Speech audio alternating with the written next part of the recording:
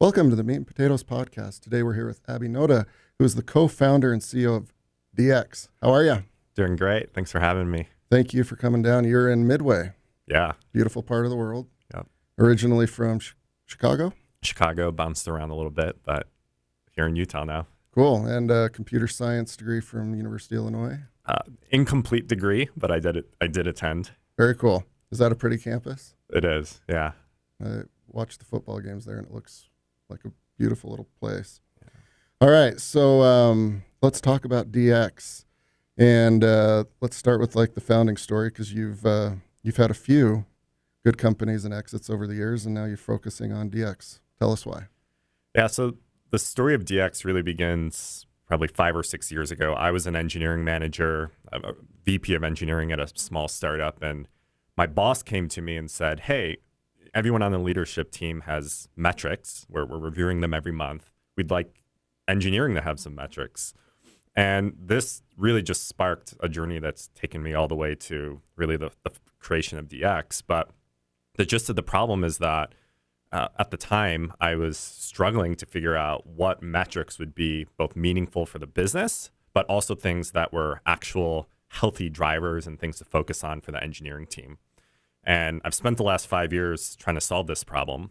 So at the time on the team, I was unable to solve this problem. To try to solve it, I started a company called Panda.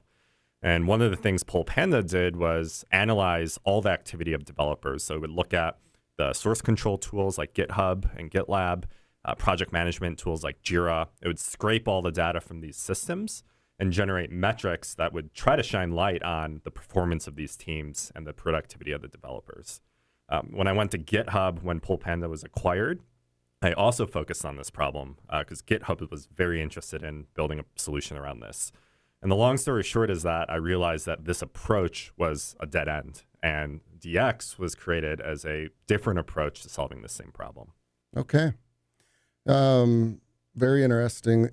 I would have imagined that developers and engineers, the ones that build, whether it's Web 2.0 or Web 3.0, would have metrics, and their dashboards would have been defined long before the sales and marketing and HR departments, but not the case. Not the case at all. And in fact, this has been an elusive problem for engineering leaders. If you're a VPE or a CIO, you need to know how your organization is doing and how it can improve. But to date, there really hasn't been an effective way to do this. And the problem with looking at developer activity, for example, it's very similar to what sales leaders do. They look at what is my sales team doing? How many calls did they do? How many opportunities have they booked? And they tally these things up to set targets and get an indicator of how well they're performing against those goals. I think the problem and the difference in software engineering is that software development is more like an art than an assembly line, right? So Right. I always give the analogy of painters. If you ran an organization that produced art and you employed 100 painters, what would you measure to understand how effectively they were painting, right? And you wouldn't count brush strokes. You wouldn't count the number of paintings they're producing, because if you count the number of paintings, the quality might dip, right? Sure. If you count the number of brush strokes, you're not accounting for the fact that you could produce a brilliant piece of artwork with 3 brush strokes as opposed to 100. Yeah. Right? And so that's kind of been the problem in software engineering is leaders have tried to use those types of metrics, and they're very common in the industry, but they're not effective. And another problem with them is that developers hate them, because imagine if you were a painter and your manager was counting and analyzing the number of brushstrokes you use. That would not enable you to be in a creative mindset and produce the best work you could. Yeah. No, that's a great analogy. And I guess ultimately you either have to micromanage, which nobody likes, on both ends, or just assume the job will get done, right? Yeah. Okay. Because if we want to have $100 million in revenue, if you're the COO or CEO, it's all right, we got to sell 1,000 widgets at this price. Oh, we don't have enough salespeople, right? You can kind of solve the problem. But ultimately, if you need developers to help sell those widgets, it gets a little bit tricky. And that's what you guys are helping to solve. Absolutely. Yeah. What we're trying to solve is if you're an engineering leader or a business leader, you're spending an enormous amount of money on your developers and software delivery in general. And you need to have measurements to help you understand, are we good? Where are our biggest bottlenecks and pain points? What's frustrating developers? What are the breakdowns in our process? And that's what DX does. We've created a new way to systematically both understand and measure the software delivery process and be able to use concrete measures to focus on the biggest areas of pain and improve them over time. Gotcha. And so for those that aren't technical, I'm happy if my computer turns on, but I have, a few examples like, did you push that, right? Yeah, did you push that? That could be one metric, right? Well, pushes. Yeah, so that's, for example, one of what I would call the bad metrics. Okay. That's the old way of doing things where you're counting and analyzing what developers are doing instead of this new approach, which is really understanding the pain points developers are encountering and measuring and optimizing those. So much of software delivery is about what's getting in the way as opposed to what people are doing. Research shows that developers are really intrinsically motivated. So you don't need tools to peek down their backs and track whether or not they're doing work or showing up to the job. Yeah. What you need is a way to understand what's slowing them down, what's breaking down in the process on a team or even across multiple teams. And being able to identify those and solve those, we believe is the key to building a more productive technology organization. Okay. And if I oversimplify it, just correct me, but if there's a bottleneck because there's old legacy code that's broken, the current engineer working on it could verbally just like throw a tantrum and say, that's the problem, stop asking. Or they could communicate in a different way and like visualize that that's the problem, right? Exactly. You can measure it and create concrete understanding around it that's shared across the business. And going back to that painting analogy, if you had an organization of painters and you were trying to find ways to make this organization more effective, right? One approach would be to start counting, again, the number of brush strokes and saying, hey, why aren't our painters, painting faster? Right. Another approach would be to break down the process of painting, the creative process, the actual painting process, and look at, okay, where are people getting stuck? What's frustrating the painters? What tools do they need to be able to paint better? Measure those things, find what the biggest opportunities are, and go tackle those. Gotcha. So more paint brushes, more time, all of that, you can start to have an idea. Exactly. Gotcha. All right. So you guys, your end customers, ultimately engineers and developers. Leaders. Well, engineering leaders, engineers and frontline managers are end users of our product, but the problem we solve is most critical for CIOs and VPEs, technology leaders. And so when you do a demo, that's who you're hoping to convince. Yes. Very cool. And how do those work? Great question. So technology leaders are incredibly busy, right? They're in this war for talent right now. They have deadlines to hit.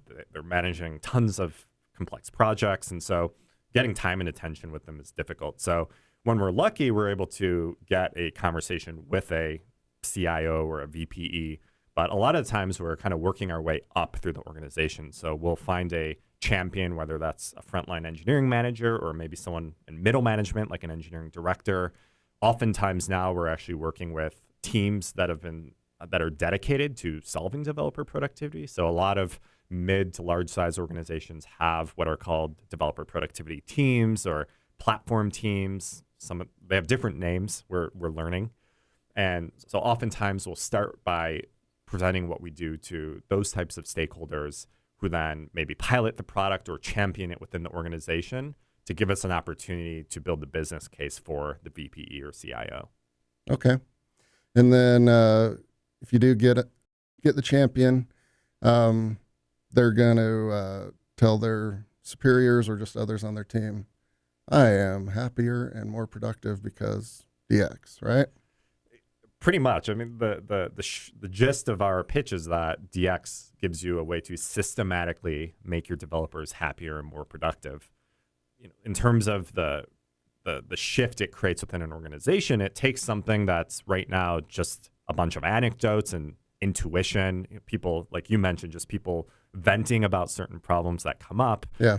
It goes from that kind of environment to one where all these things are actually measured, on a page in a report and ranked and prioritized, and there's context surrounding these issues. So it creates an enormous amount of clarity around, okay, what to actually go and solve to start improving in these areas. Yeah. Very cool. And so what you guys are building is not something that you'd sell to, marketing or CEO person. So in that regard, you guys it's a little bit more intense, I would imagine, because you're selling to subject matter experts who could be like, really, that's the Skeptical. best thing. Yeah. They're jaded and skeptical and busy, all of that. So on the opposite side, you guys need to be squared away and know what they want, know what's working. How do you guys manage your own technology and code and all of that? It's a great question. A lot of DX is informed by actually my previous experience working at GitHub. One of the things I did at GitHub after my company was acquired was I actually focused on internal developer productivity. So I was actually tasked with an OKR that said accelerate GitHub engineering in a quarter. Okay. And I was not equipped to successfully tackle that. We had metrics at the time, the types of metrics I've spoken about, which were more about counting the things that were happening. And these were not enough. We had those metrics. All they told me was what was happening. They didn't tell me what was causing them or what the problems were that we had to go strategically focus on. With DX, our company today, we're, to be honest, just too small to leverage our own product. And that's one of the challenges in building an enterprise solution like DX as a startup is you can't really dog food your own solution. So as a result, we've had to go through many iterations of this product, working in tandem with close design partners, much larger companies than us, to really hone in on the right way to solve this problem and the right product experience to build. All right. Very cool. So the folks that you're currently working with are knowing they'll need to be a little bit patient and share feedback and data and all of that. Absolutely. Yeah. Gotcha. They've been incredibly patient, and we're really grateful for these early adopters and design partners. Very cool.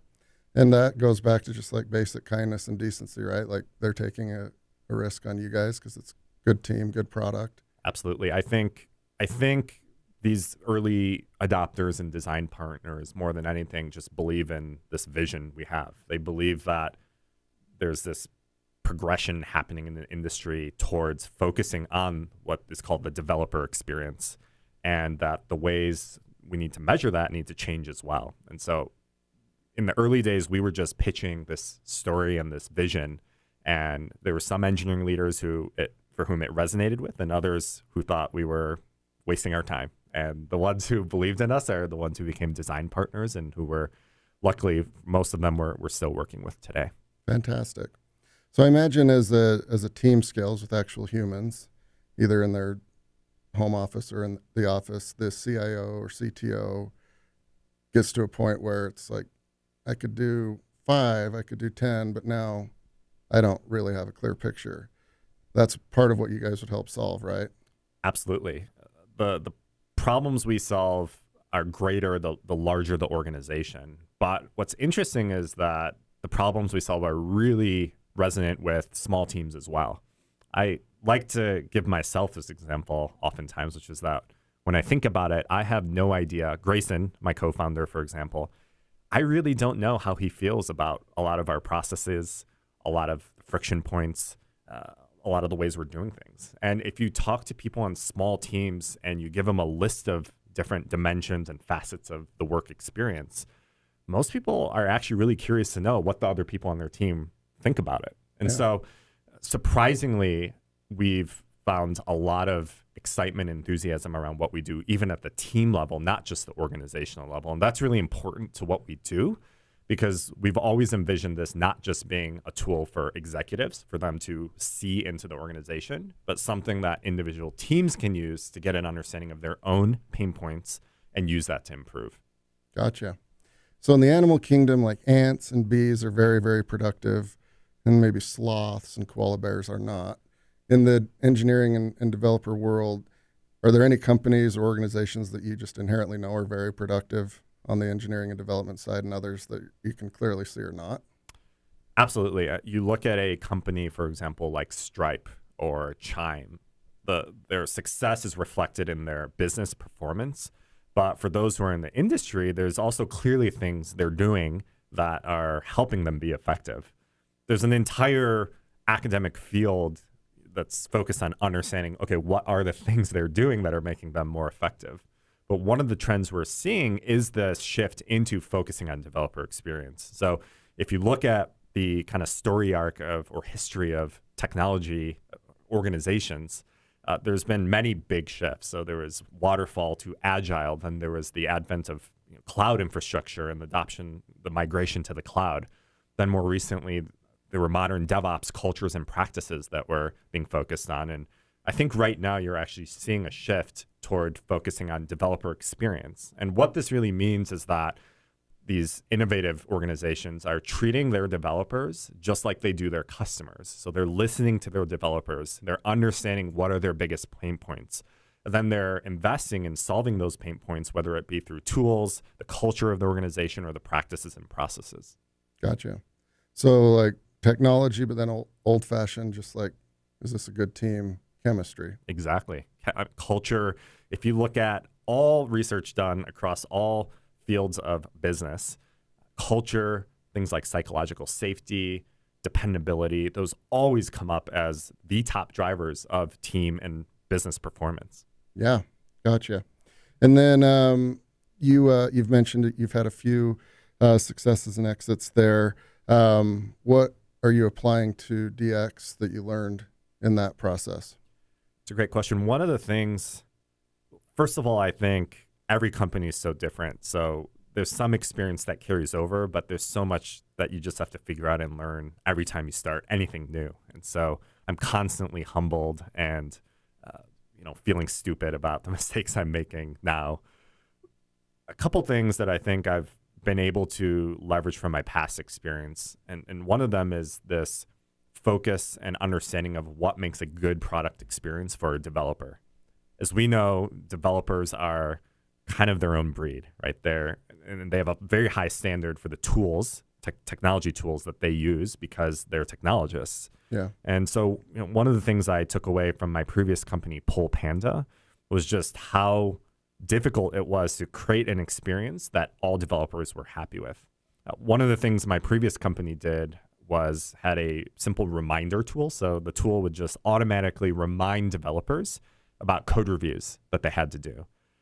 Sounded like a simple problem, but there was so much depth to it. For example, what time of day do they get reminded at? How frequently should they get reminded at? What was included in those notifications? Do those notifications come during the time of day in their time zone that is least interrupted to them? So just dealing with that kind of journey of building the perfect notification tool for a large population of developers taught me that you really have to pay very close attention to the needs of individual developers to build a product experience that can scale. Okay. And so, yeah, you've mentioned like factoring in personalities and time zones, and they don't want to be bothered or they do want to be bothered. All of this is flowing into you guys' brains and systems and all of that. How long does it take for this feedback to kind of show up in what you guys are building? It's a challenging process because we're an enterprise solution. And so one thing that's different about DX compared to Panda, I was basically building a product that was for developers, and a lot of the feedback would come directly from those end users who were developers. With DX, our customer is the engineering leadership team. And so we have to balance their needs and their feedback with that end user experience, which is ultimately what the developers do on our platform. And so it's much more difficult to sort of synthesize feedback and understand the balance between those two. And oftentimes there are clear trade-offs between what developers want and what leadership wants. And navigating that in this product is an ongoing sort of area of challenge. Yeah. And ultimately, who wins that battle? Is it what leadership wants, or is it what the developers want? Well, we like to believe that there's a happy medium. And ultimately, what leaders want is for their developers to be happy and productive. And so there is a natural synergy. It's not really a war, if you will. It's about really analyzing the trade-offs and finding the optimal path forward. Yeah, that makes sense. And so, as a technical CEO, they can't pull the wool over your eyes with like code and development and all of that. But you also have to worry about the blocking and tackling of growing a business.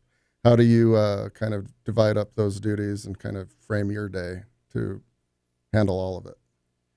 It's a great question. It's something, honestly, I'm growing and learning and as I go. But one of the things I know from my past experiences is that getting the product right and getting that customer experience right is really the engine that helps everything else grow around it. And so I feel like with DX, we've just recently kind of crossed that bridge. And now we are focused more on how do we grow the business? How do we build a defensible business around this? And part of that is just bringing on the right people. So my co-founder, Grayson, was a sales leader at Pluralsight, selling a product called Pluralsight Flow, which was in the same sort of problem space as DX.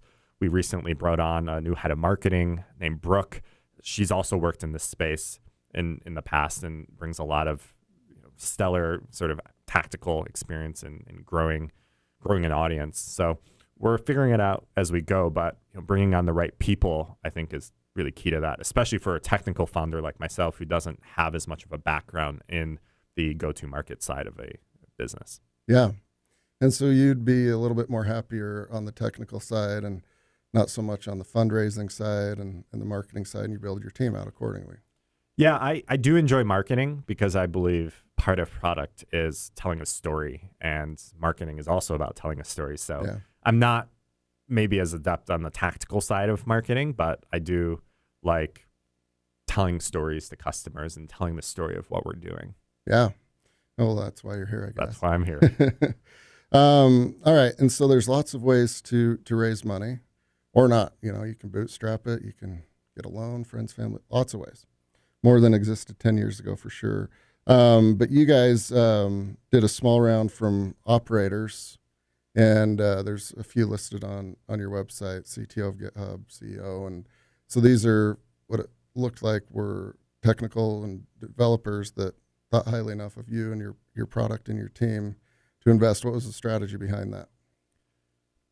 I was fortunate enough because of the success of my last company to be able to kind of meet these people throughout that journey. And so when I left GitHub to start DX, I had this immediate network of people who understood that I'd been working in this space for over 5 years. I think they valued my understanding of it and my passion for it. And so initially fundraising was about just going to these people who I had high level mutual respect for and just sharing what I was going to go try to solve. And fortunately enough, a lot of them were bought in and willing to support it. And, what I learned from the fundraising process was that it's this kind of a domino effect. Once you get a couple key people on board, those people tell their friends and who are also investors. And so that's kind of how our fundraising process went. There were I started out with people who were in my immediate network, and that kind of just cascaded into more and more people as we went along. Very cool. And then, it's like if it's a VC or private investors, they might have a seat on the board. But with the model that you guys have pursued, what's your interaction with them after they've made the investment? What's the communication? What say do they have? It's very unstructured, I will say. We don't have board meetings with investors. We don't have any investors on the board. Really our investors are advisors and a resource for us. They've been incredibly helpful at key points on this journey where I felt lost and disillusioned. I've been able to go to our certain investors and talk things out and get their advice, and that's been really helpful. So it's, for me right now, I think it's a fantastic situation where we have this pool of incredibly influential and brilliant operators who are on our team, but they're also not overseeing our day-to-day or micromanaging what we're doing or telling us what to do in a way that would maybe cause us to lose focus on solving problems for customers. Gotcha. So if I don't know all the details and the nuances, but this is a soft part of being the CEO type of question. They're busy with their own companies and projects. They've had success in life to be able to angel and seed invest. So the nuances in the question is, when do you decide to ask for help? And if you want to get into is it a text? Hey, I'm texting you. I just sent you a long email. How do you optimize your time and their time to get the answers and the guidance and the mentorship you need? I am very strict with myself and with our team in terms of taking up time from our investors. Because as you said, these investors are people who are running organizations with thousands of people. They have more than enough on their plate already. I think the key to communicating with anyone like these people is to be very short, succinct, and clear in your communication. And that's true whether you are an executive at a company or whether these executives are your investors. So whenever we try to go to these people for help, we make a point out of being very succinct and very respectful of their time and getting to the point. These aren't high level kind of chit chats. We're going to them with a very specific, well thought out question with the proper context, which allows these investors to provide help and support in a really efficient way. Very cool. And so you package it, streamline it. It could even be just yes, no, right? Exactly. Gotcha. And you've got probably your own little political capital metric in your brain of all right, I've asked them quite a few questions over the last month. I'll move on, correct? Absolutely. Yeah. I feel like, as a team, we have to earn their support. Even though they are investors, I feel like we constantly need to re-earn their attention and support. So I do have this kind of ledger in my mind of, are we communicating with them? Are we executing? Are we doing things that are deserving of their excitement and their support? And I think about that whenever I'm about to go to them for help. Yeah, and that's definitely more of a art than a science. Okay, cool. So you guys are getting some traction, hiring, building out your team. What are you most excited about for the next year? I'm excited about really just, I think, this natural progression of the company. Like I said, we've reached this point where our product is really working and resonating and delivering value to customers. And so we're at this next phase of the business now where we have to go take this to every company. We want to scorch the earth with DX. And so how do we do that? It's a combination of really figuring out the story we want to tell. We have a story that's in our own heads. A lot of what we're doing right now is actually working on the narrative. Yeah. What is the story we want to go tell? Because me coming on a podcast and blabbering about my personal story isn't necessarily the story that's going to resonate with the next 1,000 CIOs or VPEs. Yeah. Then how do we take that story and how do we bring that to market? How do we go reach these people? How do we scale that? And so that's what we're focused on as a company right now, is going from an idea that is working to a real business, if you will. And how do we go scale that? How do we go support the organizations that purchase our product? How do we make sure that they're successful? And how do we build the right team to do that as we grow? Yeah. Challenging, but fun, I would imagine. And you probably don't have a lot of boring downtime, I'd reckon. I could use more downtime, I think. Yeah. So as with all things in life, whether it's CEOs, race car drivers, boxers, baseball players, there's a debate on who's the best. Sometimes it's universal in the agreement, but usually can win it down to 3 or 4. In the developer world, engineers, there's millions of you, but not billions, of course. But are there any developers that are agreed upon, they're Mount Rushmore of developers? Not really. There are developer celebrities. There are developers who have invented things or created programs, especially open source programs that are used by millions of developers, and these people are essentially celebrities. But software development is this vast field, and software development teams and developers are working on all different kinds of problems. So I think it's impossible to really box a developer into a single archetype of what is a great developer. Certainly I can think back to my career and distinguish people who I've worked with who were stronger in certain areas than others. But again, there are so many different problems to be solved within software development that it's impossible to say that there's one type of person who's the best. Yeah. Well, it's quite the world you guys have built and are building, and most people are just along for the ride, So a lot of pressure on the collective development and engineering community. Well, very cool. Really appreciate you coming on out the podcast and shining a little bit of light on the company. And then I've learned a lot on the periphery of your world, and it's always fun to learn these new things and know how much or how little I know about it. But congrats to you and your team, and look forward to your guys' continued success. Appreciate it. Thanks so much for having me, Garrett. You bet. Thank you.